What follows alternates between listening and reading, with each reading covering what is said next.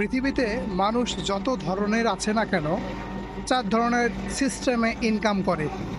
তো সকল সিস্টেমের ভিতরে এক ধরনের সিস্টেম আছে হার্ড ওয়ার্কিং।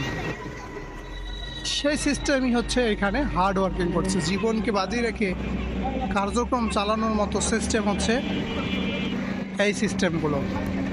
অনেক উঁচা থেকে সর্বোচ্চ ঝুঁকি নিয়ে কার্যক্রম করে। হ্যাঁ, এটা আমি ঢাকা আশুলিয়া এলিভেটেড এক্সপ্রেসওয়ের কার্যক্রম দেখাচ্ছি। যদিও মানুষ জীবিকার তাগিদে অনেক রকম পরিস্থিতি সে গ্রহণ করে। একটা জিনিস মাথায় রাখতে হবে, আপনার লাইফ আপনার ডিসিশন। আপনি আপনার লাইফে কি করবেন সেটা কেউ বলে দেবে না, কারণ আশরাফুল মাকলুকাত হিসেবে আপনাকে সৃষ্টি করা হয়েছে। আপনি যদি আপনার লাইফকে খুব সুন্দরভাবে সাজাতে চান, পৃথিবীতে 2 ধরনের ওয়ার্কিং আছে।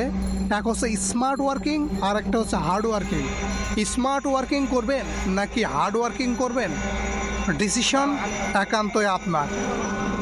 কারণ আপনার ডিসিশন কোনো ব্যক্তি কখনো নিয়ে দিতে পারবে না।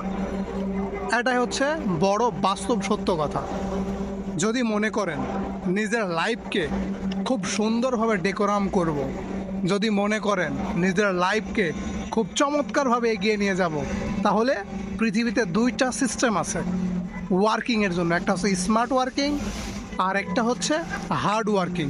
আপনি কোনটা বেছে নেবেন একান্ত ডিসিশন আপনার। এখানে যারা কাজ করছে অবশ্যই তারা হার্ড ওয়ার্কিংকে বেছে নিয়েছে। এত হার্ড ওয়ার্কিং।